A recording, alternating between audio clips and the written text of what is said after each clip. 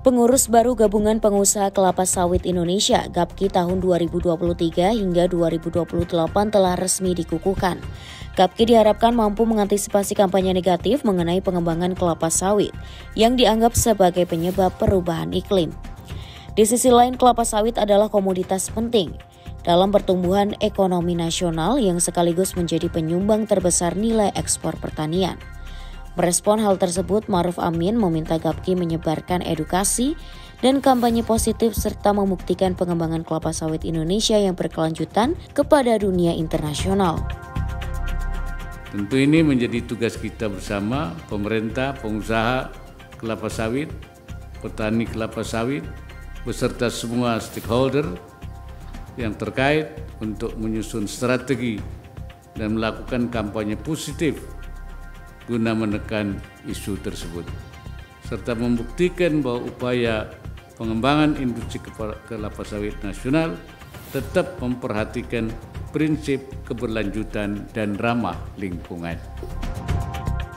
Maruf Amin menambahkan tidak seperti yang dituduhkan pada kampanye negatif, pengembangan kelapa sawit Indonesia justru berkontribusi besar dalam pengendalian perubahan iklim dunia. Lahan tutupan kelapa sawit di Indonesia seluas 16,83 juta hektar telah berkontribusi menyerap 2,2 miliar ton CO2 atau karbon dioksida setiap tahunnya. Selain itu, program biodiesel atau B30 untuk mengurangi ketergantungan bahan bakar fosil telah mengurangi emisi gas rumah kaca sekitar 29,5 juta ton setara CO2 di tahun 2022.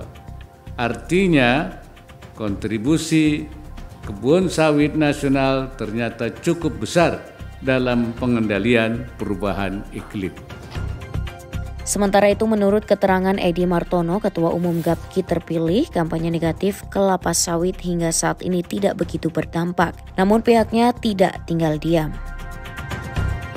Contoh yang kemarin paling gampang 2022, kemarin di stop ekspor oleh pemerintah, yang terjadi mereka justru kelabakan semua, kan? Mereka bahkan kampanye negatif mereka hilangkan sendiri. Jadi belum kelihatan, tapi kita tidak boleh diam. Kita tetap melakukan untuk upaya-upaya melawan kampanye negatif. Di kesempatan yang sama, Menteri Pertanian Syahrul Yassin Limpo mengatakan pentingnya GAPKI segera melakukan replanting pada program peremajaan sawit rakyat PSR agar tidak terjadi penurunan produksi sawit nasional. Pertumbuhan ekspor perkebunan di pertanian itu dari 15% di 2020 sekarang naik 38%. Nilainya 648 triliun kurang lebih ya, 614.